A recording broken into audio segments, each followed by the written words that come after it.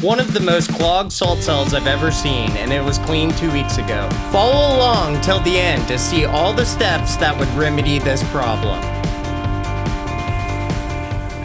First, add 4 parts water to a bucket and 1 part acid. Lube cell tower stand O-ring. First thing we need to do is we need to clean this salt cell. This process took approximately 30 minutes and we had to change the acid solution 6 times total. So now that our salt cell is marinating, we're getting all that, we're gonna check our O-rings. Not even a bit of black on there. These were just replaced about a month and a half ago.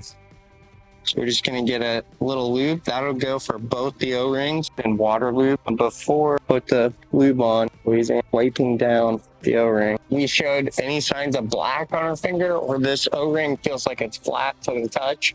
We're gonna go ahead and pull it out of there and replace it with a new one. Or we're gonna clean it really well with a paper, napkin, whatever. Clean all the way around, cleaning the track in here, and then go ahead and push it back in. To replace our acid solution, as soon as the bubbles subside, we will add fresh acid solution. 4 parts water, 1 part acid. This is our dummy cell to test and see if it's making chlorine. Our acid wash is almost done. You can see the bubbles slowly boiling up. Gonna add the rest of our solution and no more bubbles. Now our acid cell is completely clean. So now that we clean this, sparkling clean, we're gonna go ahead, fill it up.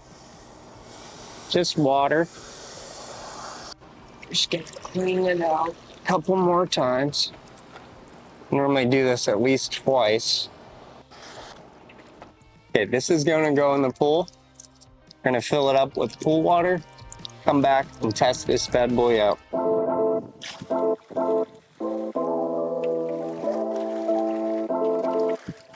Before we fill this up with water, we do want to make sure that our salt levels in the pool are correct. This is Taylor's salt tester. 1, 2, 3, 4, 5, 6, 7, 8, 9, 10, 12, 13, 14, 15, 16, 18, 19, 20, 21. So 21, each drop equals 200. The salt cell over there likes to run at 3,200. It will work up to 4,000 though. So this is just pure pool water. So the only problem we have with this setup now is for this to work, you do have to engage the flow switch, which is on the opposite side. So we're gonna need to flip our tower over.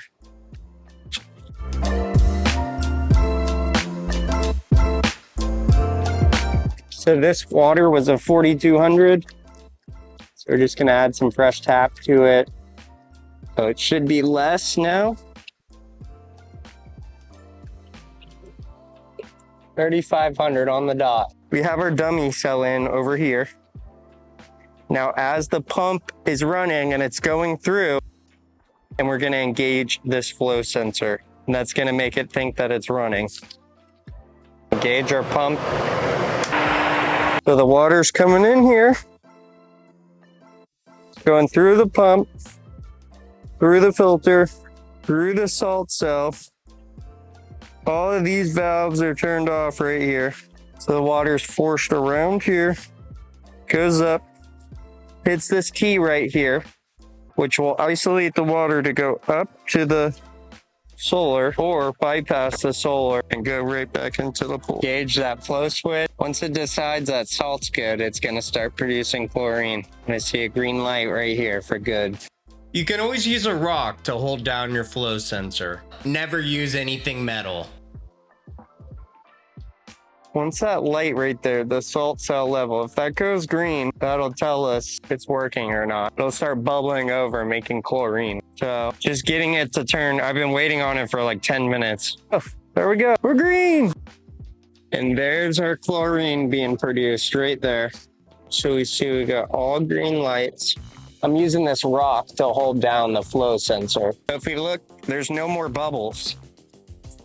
and there's a reason why. If we look at our cell, it's only set on 40%. So that doesn't mean it's making 40% more or less chlorine. That just means that it's running 40% of the time that the pump is running. So if we move this up to 100%,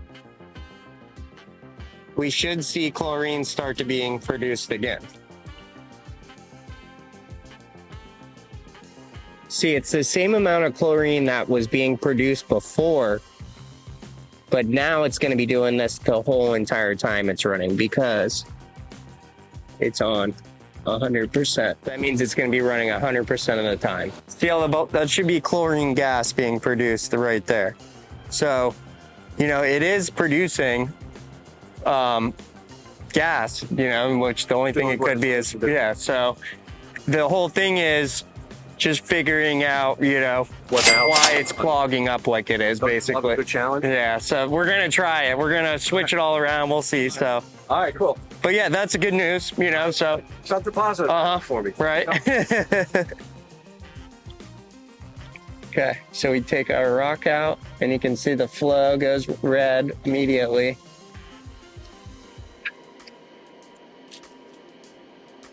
We're gonna take our chlorine, put it in here. Water that we pulled out of our salt cell, let's go ahead and test it and see what we get for chlorine. So just so you guys know, we tested a 3 for chlorine in the pool, and we haven't added any chemicals yet. So if it's any higher than a 3,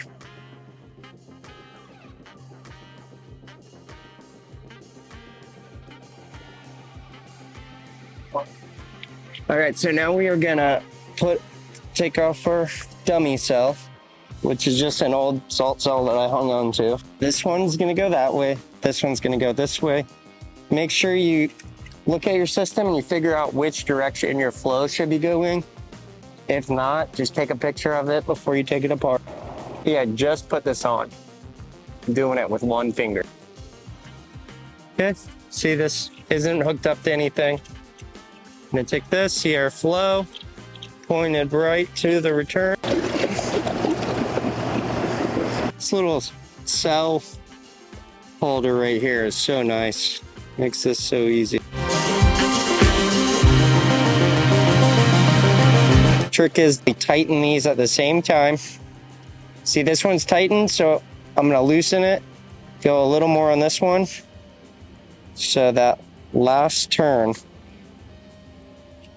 I can do it at the same exact time. And then I'm gonna give it a little half turn on both sides. Turn it on, make sure it doesn't leak. Always double check your flow is going the right direction.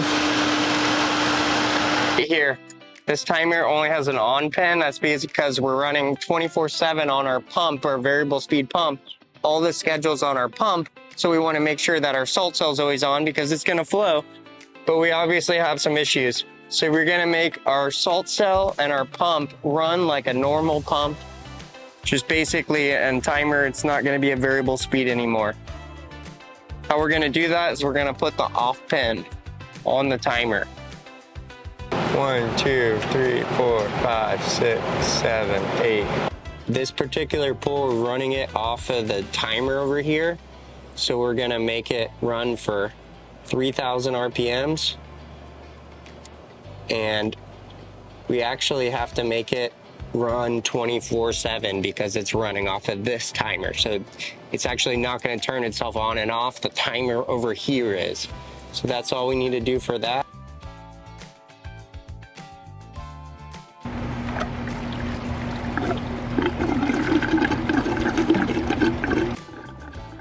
One week. Because this scale was so soft, I thought I would be able to wash it out with the hose. Unfortunately, that didn't work, and I ended up cleaning it with a 1 part acid, 4 part water solution.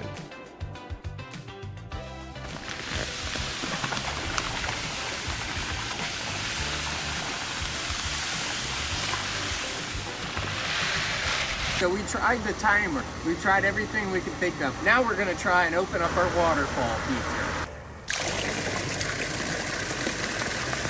The last thing we can do to make it easier on the salt cell to flow into the pool. We can see by increasing circulation, our cell is crystal clean. We're gonna go ahead and put this back together. This is what fixed our problem, but any of these steps we took in this video could possibly fix your problem. Haven't added chlorine in over 2 weeks? Now's the real test to see if our salt cell's making chlorine. And there it is. And our pH is high, which is typical with the salt pool. Thank you for watching our video. I'm Spencer. This is Bowie. There's a new video for you to watch right here. Please subscribe right here. If you have any questions, comment in the comment section below and like the video.